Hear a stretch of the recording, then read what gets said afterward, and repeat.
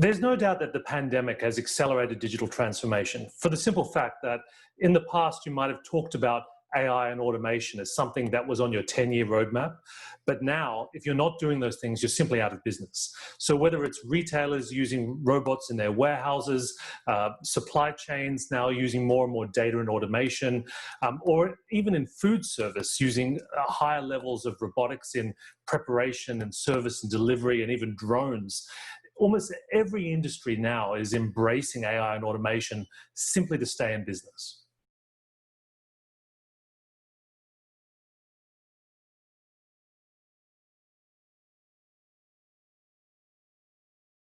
Many traditional organizations, remote work has been an interesting challenge. But in a way, it's really just the tip of the iceberg, because the real opportunity here is not letting people work from home. It's creating organizations where it doesn't matter where you work. And in a sense, we shouldn't call them remote organizations. We should call them distributed organizations.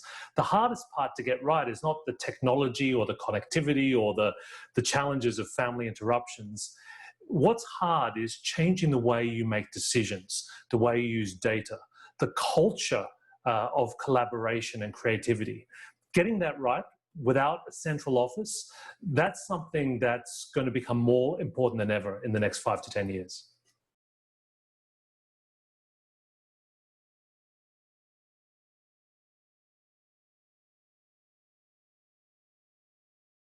Survive and thrive in the world that's going to come after COVID-19, leaders are going to have to radically change. In a sense, this was a change that was already coming with the rise of AI and automation. But now more than ever, we need a new type of leader. It really boils down to three things. Number one, we need to be more probabilistic. Basically, rather than trying to be right all the time, it's better to be less wrong with time. So as more information and data comes in, we need to be flexible enough to adapt our positions. It's actually better to take a decision immediately that's reversible. Look at the data it generates and then reverse your position if necessary. The second thing we need to do is become more opportunistic. And this basically means we need to be more open to taking risks, to grabbing new opportunities, to exploring new business models, new ways of working. There's really no time in this new environment to stick to the old and the traditional if it's no longer working for us. And the third and most important thing, I believe, is that we need to be more optimistic. So take a close look at the people in your team. Who's doing their best to adapt to this new crisis? Who's got a good tolerance to risk and ambiguity? The people that can best handle the current situation are the people you're going to need to lead your organization in the world that follows the one that we're in now.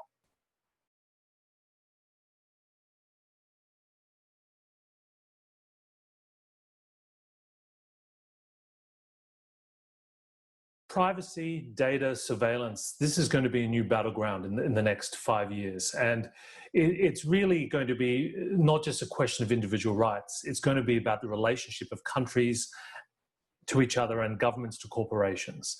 What's really essential is that we as leaders maintain the right moral compass.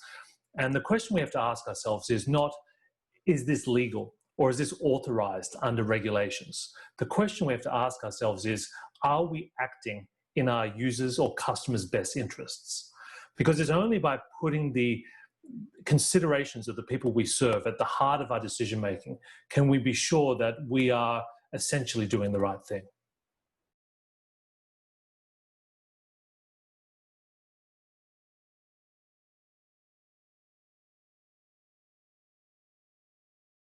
The world after coronavirus will be different, but in many ways it'll be better than the one we're in today.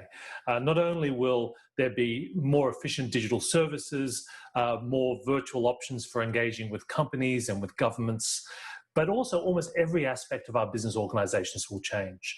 The discipline we've had to acquire by working remotely in the way we use data, the way we communicate, the way we document decisions, that will create more streamlined organizations. We'll have more resilient supply chains. We'll have more use of automation. But the most important thing in all of this that we have to ensure is that we as leaders and as individuals have continued to upgrade our skills. Because in the world that follows COVID-19, if we can't demonstrate our value relative to AI and automation and algorithms, we might be in serious trouble.